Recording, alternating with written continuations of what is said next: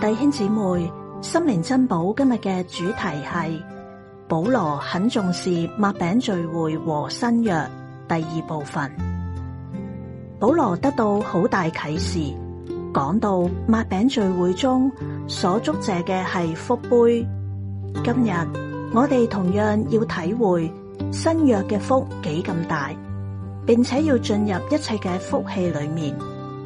希伯來書提到更美嘅指望，就係講到新約，主喺天上永遠活着，係我哋嘅祭司，佢嘅侍奉特別為將我哋帶進新約福分。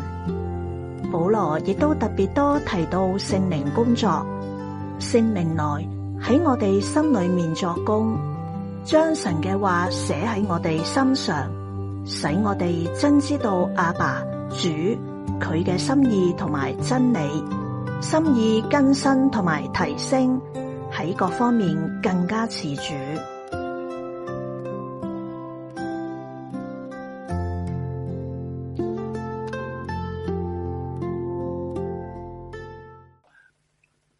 咁保羅有一樣咧，我覺得好特別。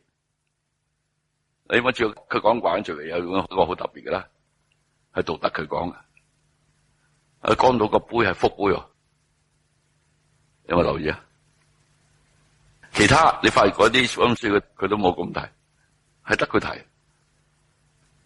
佢祝謝嗰啲福杯，因為我剛剛睇一樣嘢啦，佢真係得到好大啟示。佢實根本就係體會到嗰個新約啊，幾咁寶貴，個福係幾咁大，所以特別係佢提福杯嚟。嗱，所以佢係好重要擘餅啦，佢都要等到參加擘餅先走啊。咁呢個係其中可能嘅一個嘅原因嚟啊。你睇翻《使徒行傳》20章。點解得佢對提到啊？福杯，佢當然唔在場，嗱佢啦體會到新約個福。嗱今日我都要體會呢樣嘢，新約個福係幾咁大，幾咁大。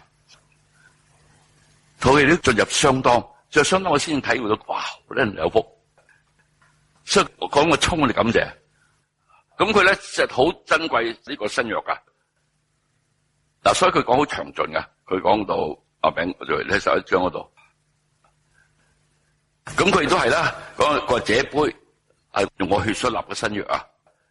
你睇翻其他福音書啦，有啲冇寫得咁詳盡噶，咁有不過係加埋落去，即係中間有啲字咧，佢啦亦都係最詳盡，係路加福音幫佢應該係一樣，如果冇記錯。嗱，所以佢重視嗰個新約噶，要睇咧你就更加清楚嘅。嗱，譬如舉個例，我覺得佢有啲冇講新約嘅添啊。嗱，譬如就算馬太福音佢話咧，因為這是我立咗啲血為多人流出嚟，當然我知道呢個新約嚟噶。咁其他啲馬可福音啊等等，咁馬可福音就係幫保羅講係講嘅係一樣嘢。其他即係咁樣原文嗰啲有啲減咗少少噶。總之佢就係啦，通透呢個新約，好重視新約。喺新約裏面咧，其實佢講新約最多。羅馬書有講到呢個約。加拉太書又講到呢個約，哥林多前書又講呢個約啦，哥林多後書又講呢個約。另外咧，特別做希伯來書，當然呢個冇寫清個名啦，但係我覺得咧，呢個希伯來書係保羅寫。咁保羅都係咁多書，特別講得新約。主要嘅祭司職任幫個約嘅關係。我都係最近先睇到呢件嘢啦。咁我就講祭司嘅侍奉啦，主自己啦，佢祭司方面啦，新約我哋又講。嗱，第一件事啦，我最近先緊睇見佢天上佢永遠活着啦，為我做祭司侍奉啦。根本特別就係為咗將我帶進新約福分裏面。一章章先講到呢個約啊。有啲你唔覺嘅，但係12章有講嘅。譬如前面咧多數記得啦，9章啊、第8章啊等等嗰啲。咁啊第7章咧，個咁美嘅指望根本就係講緊個約嘅。咁啊主要天上嘅侍奉啦。佢講咗約咧，特別提咗有新約啦。另外又提咗係更美嘅約啦、永約啊，佢講唔同嘅講法。咁有啲比較少注到就係12章咧，我哋嚟到新耶路撒冷啊，即係神嘅城邑啊等等啦。咁嗰度有義人嘅靈魂等等啦，我唔多講啦。咁仲有新約嘅中保嗱，主咗咁多職份咁多嘢啦，佢各方面嘅榮耀，佢特別提佢就係新約嘅中保，就因為實係寶貴啊呢個新約，佢使我哋享受到新約係寶貴。咁個祭司侍奉就使我進入新約嗰啲福分裏面，其中一個祭司當然有仲有其他方面啦，但係佢呢個好核心佢做嘅嘢，佢喺我心裏面活着啦，佢都係要做呢樣嘢。13章最後都係永約啦，除咗前面講祭司，同埋主要獻者為祭啊，嗰啲幫咁嘅約嘅關係。咁所以講一次有一次，後邊一度佢仲講緊約啊，嗱嗰度已經係祭司講完咗啦，你差唔多已經，佢仲係講緊個約。祭司咁緊要，佢講出咗祭司個事奉中特別重要一樣嘢。咁佢實好重視，太重視呢個約。咁另外一章咧，哥林多後書頭先要睇啦。嗰書第3章講兩個約啦，講得好詳盡啦，成章好多都講緊呢個約。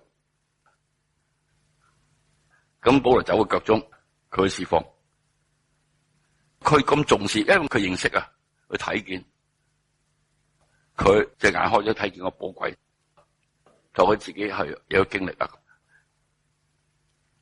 咁咧，佢亦都係聖靈工作特別多嘅，主要件事。你諗其他寫新約嘅弟兄啊，咁係約翰福提好多啦，因為主要係我晚上嗰啲，咁實佢係特別提聖靈工作係好多保羅一卷卷書。咁你注新約裏邊一個好主要最主要我咪形容啦，就係聖靈呢個福分就主喺裏邊，同呢個亦都係主所講係父所應許嘅，特別呢個嘢。咁講亞伯蘭嘅福咧，都對提咧，佢亞伯蘭嘅福，佢特別提聖靈嗱，所以佢好明白新約同埋新約嗰啲嘅核心嘅嘢咧，就係聖靈佢住喺我裏邊，同埋聖靈嘅工作。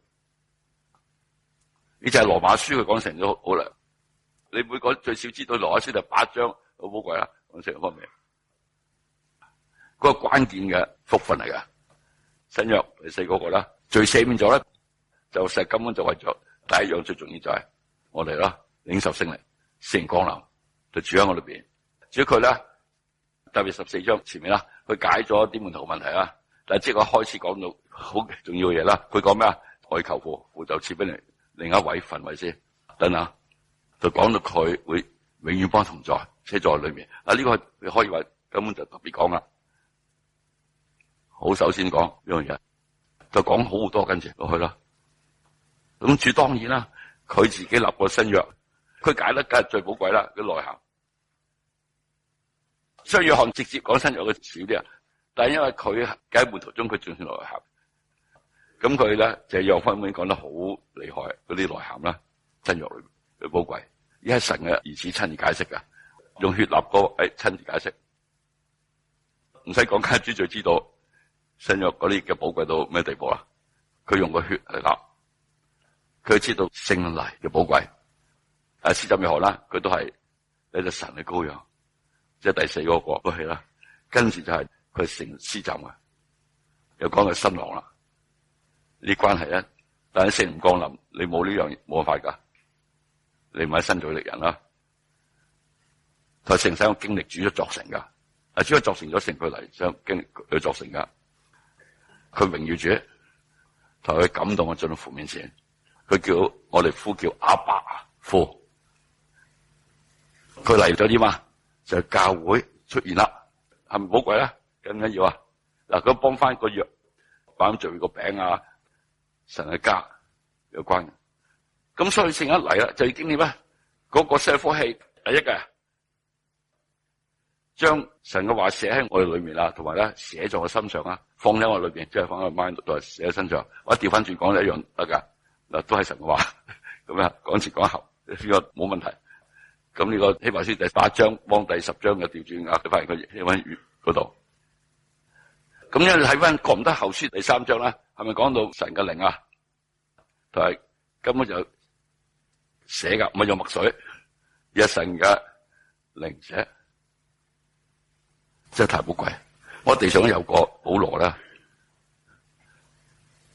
即係神係真嘅，而神俾人知道嘢咧都係真，佢開人眼睛係真，但係佢都有追求嘅，佢都去阿拉伯啊，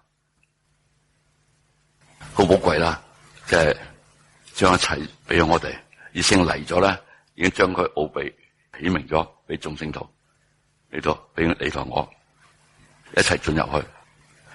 所以今日我派你先睇到嗰啲最核心嘅嘢先，係主自己保羅嗰啲寶貴，咁呢影響我哋一生嘅方向。聖靈工作梗係太寶貴啦，因為佢差聖靈嚟，就去係幫我有益，即係你啲緊要嘅聖靈工作在聖事工作裏面。同埋借使徒行傳第2章你已經睇到啦，五旬節聖靈降臨咧，嗰啲門徒變化。就成批嗰啲微信中嗰啲工作，我哋重新根本就聖靈住咗我裏邊，呢個工作開始一切嘅嘢，使我重生，同埋啦，使我鮮明嘅福音先啦，使我自己習自己啊，使我接受主嘅救主啊，我接受主嘅救主嘅時候啦，我哋啲罪赦免啦，父子聖住喺我裏邊啊，就開始喺我心中做今日啊佢嘅工作。咁連初信嘅時候，佢都係同證咧，我哋係神嘅兒女啊！咁我哋已經從心底改變噶啦。聖靈工作咧，唔單教會出現啦，同埋你咧都成為神嘅兒女啊，重生啊，同埋一成繼續工作啊，佢繼續寫。呢50-60年，佢都喺我心上繼續寫。咁我哋親人佢讀佢話嘅時候，佢寫啊。咁有時唔係讀緊佢話嘅，但係你幫佢係和諧嘅時候，佢都會隨時喺度寫。有陣時透過弟兄姊妹寫㗎，佢透過弟兄姊妹傳講㗎，聖靈作工啦，咁就喺度寫，有將神嘅話寫我哋個 mind 同埋咧心腸，就好似中國人講入心入肺啊，我心意更新而變化，佢開眼睛，犀利咧就真知道，我實講單薄啲心思唔夠㗎，我仲要啦心意更新就別提升，就真知道。可以真知道阿爸，咁當然都可以真知道主啦。咁就其他佢嘅心意啊、真理啊好多嘢啦，裏面嘅心底嗰啲認識更加深嘅。即係咧，我哋而家更加深啊喺各方面啦。